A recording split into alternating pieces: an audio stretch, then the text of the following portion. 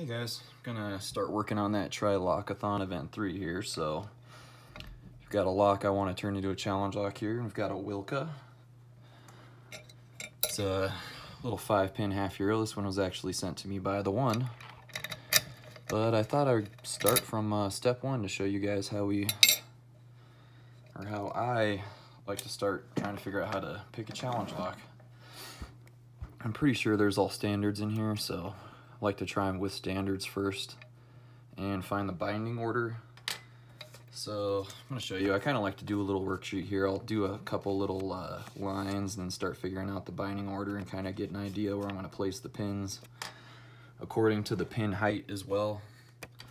So, you know, we make it a little bit harder to get through there. And just try to figure out what you want where according to the binding order. So actually from here, this is the first pin that binds to the next to the last. So that's actually pretty good to have pin 1 be the last binder, especially with a nice low cut there in the front. So this could be a nice challenge lock that we won't want to change the binding order on because it works for us the way it is right now. So I'd like to show you an example of just picking it with that binding order. So as you see written down here, we have 3, 5, 2, 4, 1. So hopefully we can pick it in that order again for you. I mean, once in a while you'll be able to pick a lock in a different order, but most of the time you'll stick towards the same binding order. 3, 2, what did I say? 4, 1. Sometimes 1 and 4 do like to bind separately, so there we go. Just like I had written down. So now we've got the binding order down, we'll go to step 2. So I will be back and we'll do part 2 soon. Bye. Okay guys, I'm going to show you the next part I did here. I just had to take the original clip off of this one. Don't know what I just did with it. Anyways, oh, here it is. They have these, yeah, this wasn't necessary to show you guys for the steps for making a challenge lock, but they have these little clips on here like this. This one is actually one I modded, so I might be able to use it again, but they're usually just a full circle, so I had to cut it off with a Dremel here. I like to use my little diamond cutting wheel. And then I had to cut a little groove deeper into here to get one of these quick set tail pieces on, but it fits perfectly and works great as long as it's not upside down and blocking the key. So I'll show you how I gut it and where we go from here pretty much. So, oh. Did I do something wrong here? For some reason, I'm not getting the key out. Let me make sure. Yeah, I might have to find a little bit of a thicker clip because you see I'm pulling on here. Yeah. Anyway, that shouldn't be a problem. Maybe I can just bend the clip, but either way, I might have to just write a note on there saying to push the key in. I didn't have that problem with the last half of this, but yeah, it shouldn't be a big deal.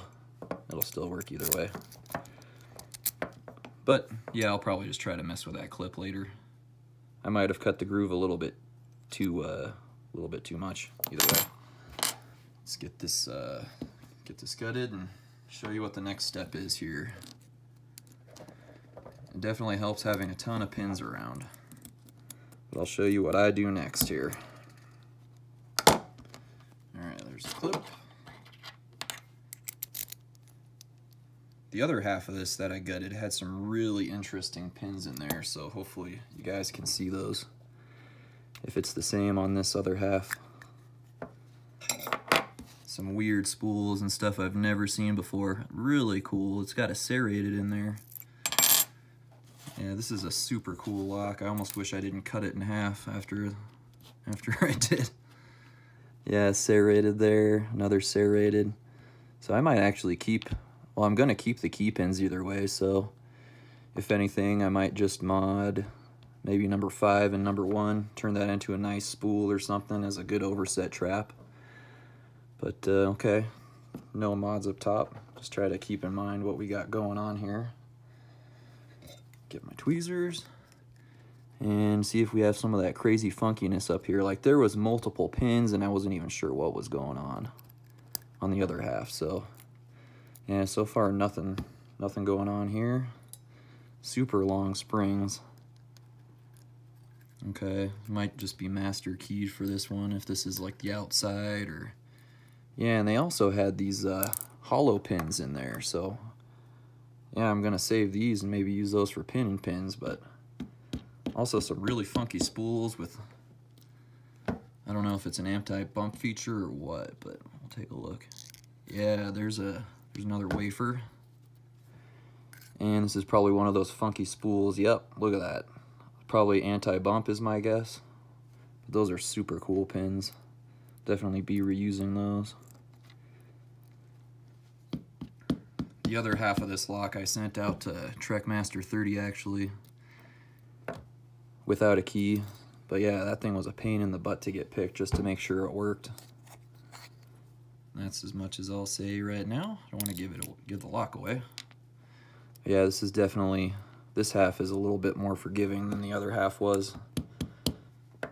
So I don't know if that was the outside half or how it works there in Europe. If like one side is usually more secure or not. Okay. Well, I just dropped that piece on the floor, but it's okay. But yeah, there's those crazy spools. If anybody knows, let me know. But that's what we're working with here. And I might not necessarily do this step on here, but I'll just show you what the next step I usually take is I'll take the pin stacks. I'll push all the key pins towards the very bottom here, and then pretty much I'll move all this stuff out of the way. You know, sometimes I might reuse some of these security pins that are in here, but just to show you how I typically do it, I will take all of these out. Then what we'll do is we'll take the shortest pin, and then let's take a long driver here and just make sure that the shortest one is long enough to fit in there. So that's about what we'll need for that short one. So for chamber 4, that's the key pin we're gonna be, or the driver pin we'll be working with. Okay, and then from here, we might have to adjust it a little bit because I don't like driver pins that are super short. So like for this to be, yeah, for this to be stacked right, like that's how long the driver pin would be. So from here, we'll probably take out this driver. We'll find something longer in my box here. Let me get out my key pins, or driver pins. I have a really nice set of, not set, but I do have a pinning kit that I got from Steel Pinnings. But I like to try to go through these pins first here, and since I'm kind of running out of driver pins, I might have to cut some key pins down, or yeah, cut some of these regular key pins down. But the point here is to get everything balanced. So what I'll do is I'll make sure all the pin stacks are the same exact height. So we'll have to go through here, and I usually try to get it as close as physically possible. So that one's too long for here. It may work for that chamber. Yep, so now those two are about the same height. Let me find I try to put all my drivers in the same bin in here. Okay, so now that might be a little tall, but that's about as short as I like a pin. And if it's any shorter than that, you're probably gonna have to keep it a standard pin. But yeah, let's see if we can get one of these in there. It's a little short. So that might work in this chamber. No, it's a little tall for that one. So let's see. Still a little short.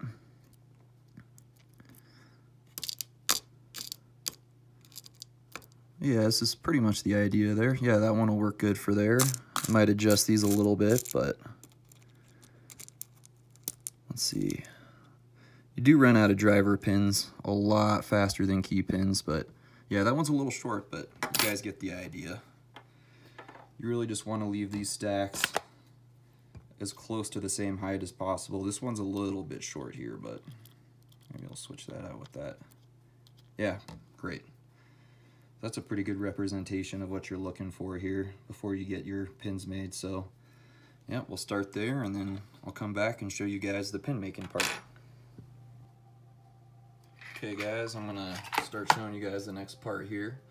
Unfortunately, I only have one of these collets right now. I actually prefer to use these for making pins. It seems to stay centered easier, so you gotta just check more and make sure your pins aren't flopping around in here if you're using this kind of collet. But yeah, I'll just show you guys the next step here and kind of what I use for cutting pins. And pretty much all I got is a set of files, and for serrations I use one of these right now. I really do need to get something like some thinner blades and stuff that you guys use, because I just can't really get the thin serrations with these, kind of like some of the pins you guys do. But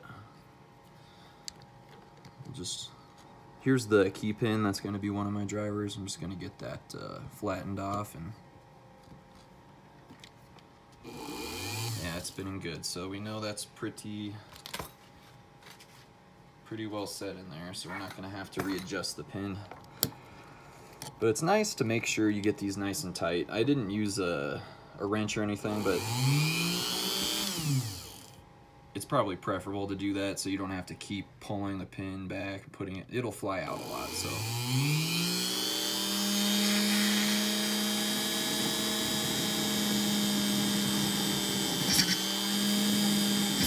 Oops. Don't want to do that.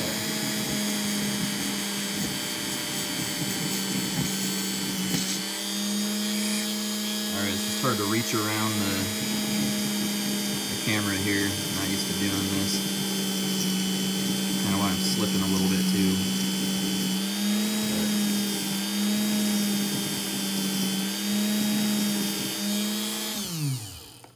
You don't have to do this part, by the way. I'm just kind of trying to show you guys how I do this. All right, and that was pin 4 I'm working on, and I did want that to be a spool, so I guess we'll just turn this baby into a spool right now. It's the second to last pin, so what I think I'll do is I'll just show you guys a nice representation of different ways I'll do a spool. There's a few different ways I'll do it, actually. Sometimes I'll use this, make a couple of serrations, and then just widen it out. And sometimes I'll use a different kind of file, like sometimes I'll use a round file for a spool, sometimes the square one. But I think we'll go with this one just to, yeah. It's been a while since I made a challenge lock, so it's fun.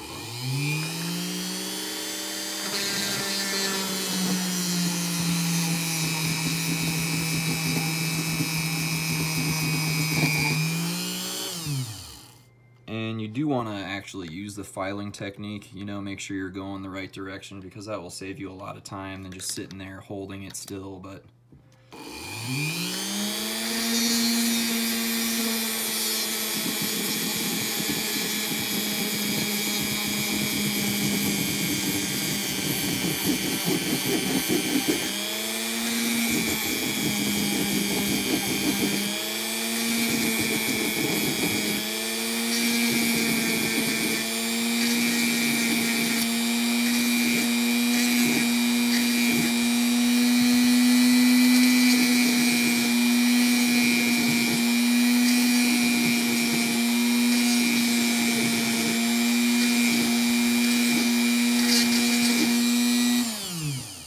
okay, so got a little spool there. And I think I might want to go, I don't want to go too much deeper on that. I think that'll probably be all right the way it is. So, you know, I might do some mods to this. I do like to touch them up a little bit, but let's see. Just get a little touch of 600 grit here. And sorry, it's kind of, camera's all pulsing at us here.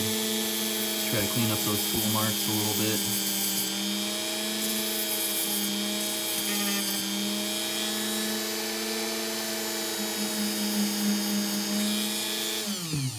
So I know what I like to do. I know not everybody necessarily likes to do it this way. I've heard different theories on how, like, even just sanding a little bit will make the tolerances worse or whatever, but I don't think a teeny little bit of sandpaper up there is going to make a huge difference myself. So there we got one key pin there. Let's see if I can make a serrated or something here for you guys next. So standard standard 4. I actually might make that quite a bit longer. So you know what? Let's actually just do that now. I want the spool to be a little bit more spooly towards the end here. All right, you see that didn't look centered, so we're gonna have to reset that pin so it doesn't flop at all. All right, that is perfect. All right, let's make that a little bit bigger.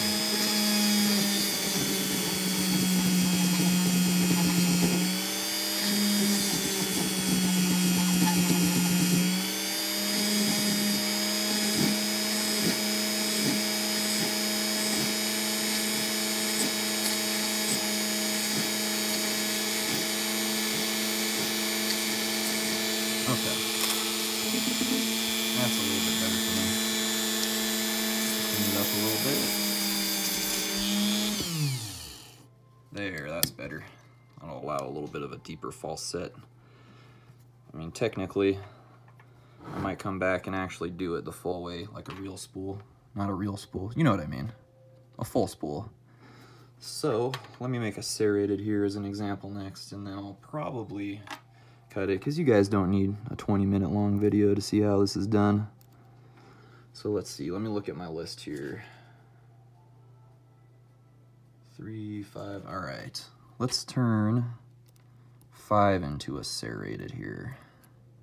You can see my pins have kind of gotten messed up. I think that was pin 5, key pin. No, it wasn't, that is 4. Okay. Yeah, let's make a serrated for you here next. Love you. See how that spins. It looks slightly off. Let me get that fixed a little bit here. Yeah, this is why I like the other collets. You don't normally have to adjust it for... Yeah, it still seems a little off. Let's see here now. Alright, that looks good to me. So let's start to make a couple serrations. If I can reach around here. Sorry, it's just... Try to make them nice and deep here if we can too.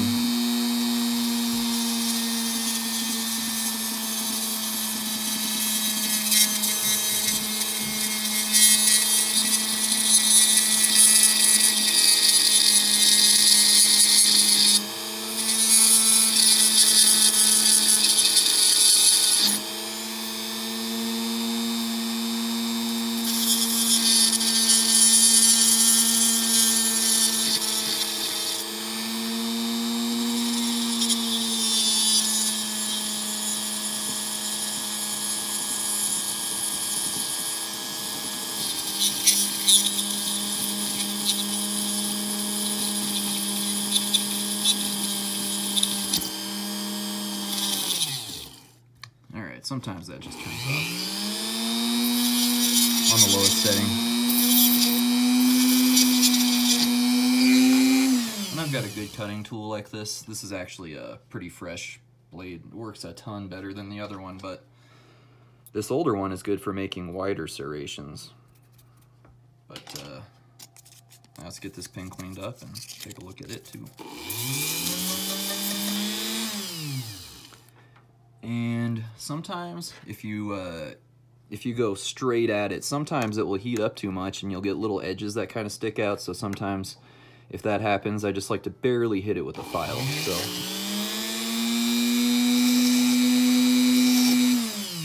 yeah, that's probably all you really need, especially if you're gonna add threads, because you can totally get your lock hosed up that way. So that should probably be good.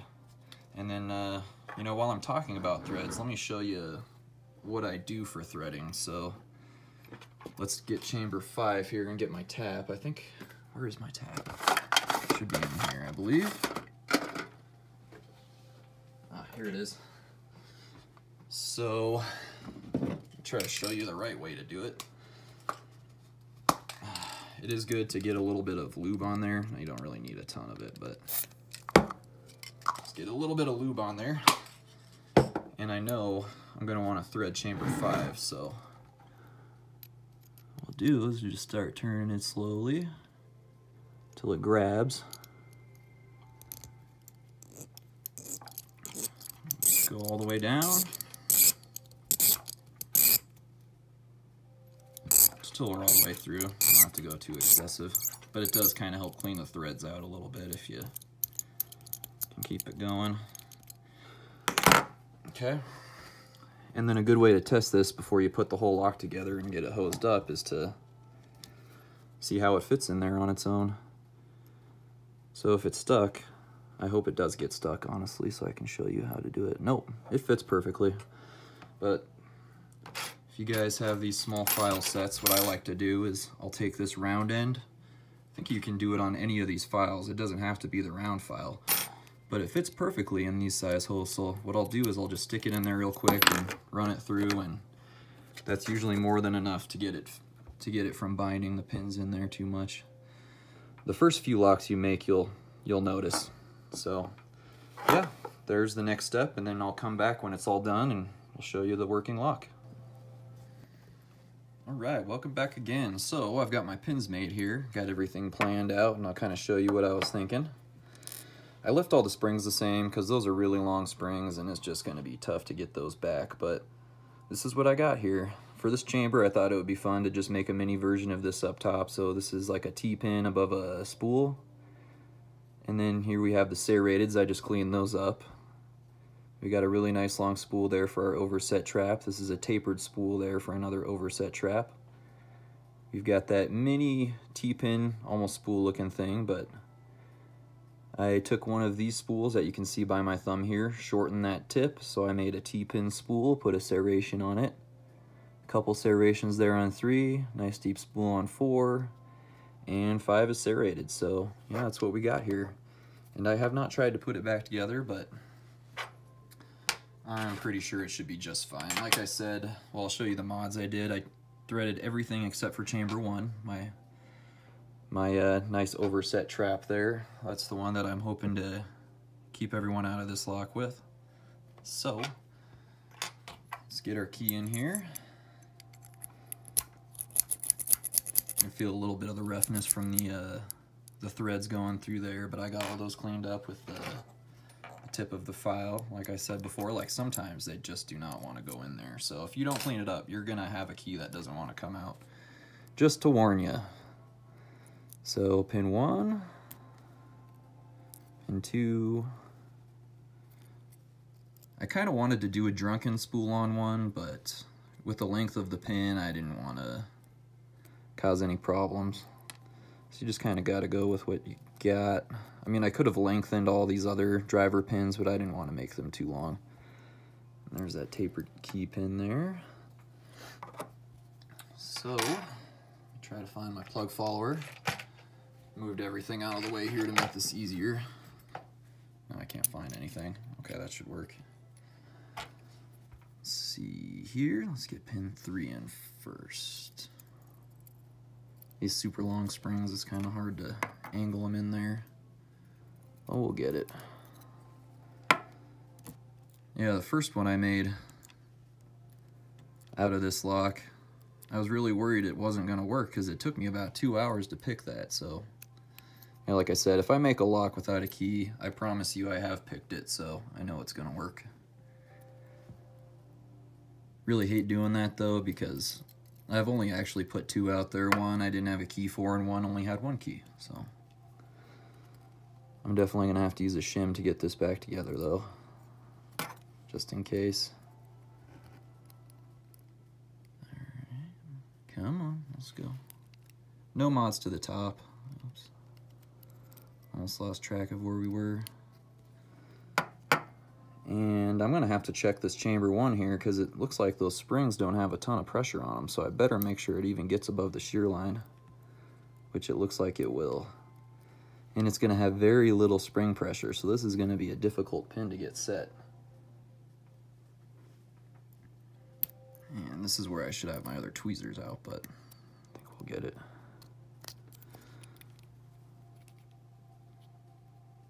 Okay. 4 is that super long spool.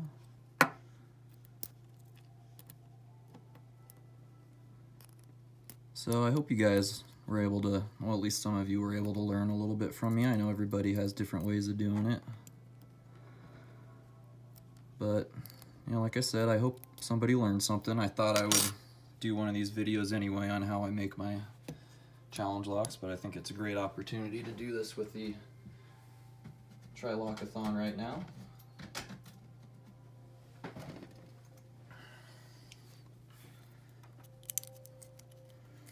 And lately when I've been doing T-pins, I've kind of given the edge a little bit of a round off. Not quite a round off, but cleaning all the burrs, it makes it so much easier to shim a lock that way.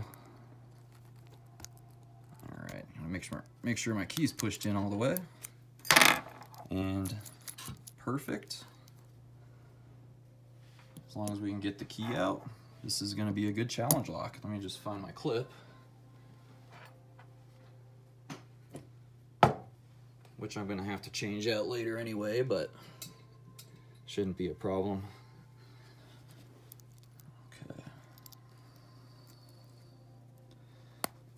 Okay, there we go.